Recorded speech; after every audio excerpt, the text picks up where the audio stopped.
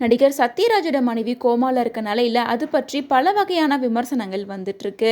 இந்த நிலையில சத்யராஜும் அவருடைய மகளான திவ்யா சத்யராஜும் இது பற்றி விளக்கம் கொடுத்திருக்காங்க. சத்யராஜோட மகளான திவ்யா கடந்த சில வாரங்களுக்கு முன்னாடி தன்னோட தாய் குறித்து உருக்கமான பதிவை போட்டிருந்தாங்க.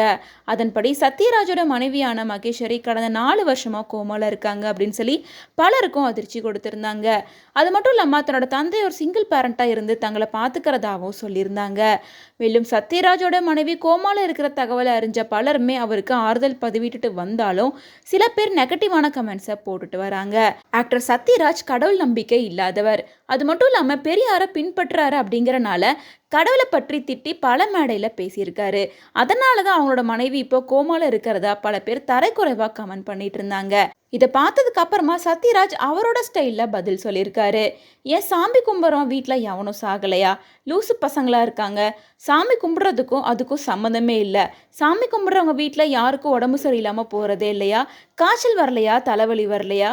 ஏன் யாரும் தற்கொலை பண்ணிக்கிட்டது இல்லையா? இல்லை விபத்தில் தான் சிக்கினது இல்லையா? குடும்பத்தோட கோவிலுக்கு போகிறவங்க வேன் கவுந்தது இல்லையா? இந்த மாதிரி உளறவங்க உளறிட்டே தான் இருப்பாங்க. அதையெல்லாம் நான் கண்டுக்கவே மாட்டேன் அப்படின்னு சொல்லியிருக்காரு.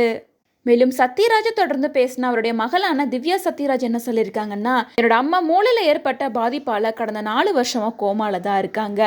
எவ்வளோ நல்ல நல்ல டாக்டர்கிட்ட எல்லாம் நாங்கள் கூட்டிகிட்டு போயிட்டோம். அம்மாவோட எல்லா மெடிக்கல் ரிப்போர்ட்டையும் காமிச்சிருந்தோம். ஆனால் யாருமே இவங்களை குணப்படுத்த முடியாது, இவங்க இப்படியே தான் இருப்பாங்க அப்படின்னு சொல்லிட்டாங்க. அம்மாவோட இந்த நிலையை பற்றி நான் எதுக்காக போஸ்ட் போட்டேன் அப்படின்னா, இந்த போஸ்ட்டை பார்த்து உலகத்தில் எங்கேயாவது ஏதாவது ஒரு மூலையில் இருக்க டாக்டர் அதுக்கான ட்ரீட்மெண்ட் அவங்க கிட்ட இருந்தால் அவங்க என்னை காண்டாக்ட் பண்ணுவாங்க அப்படின்ற நம்பிக்கையில் தான் இன்ஸ்டாவில் அப்படி ஒரு போஸ்ட்டை நான் போட்டேன்.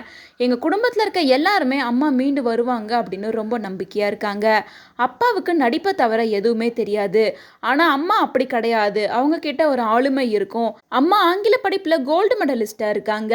அது மட்டும் இல்லாம அம்மா தன்னோட ப்ரொடக்ஷன் கம்பெனில 2 படங்களை ரிலீஸ் பண்ணியிருக்காங்க. அவங்க ரிலீஸ் பண்ண 2 படமே ரொம்ப லாபகரமான படங்கள் தான்.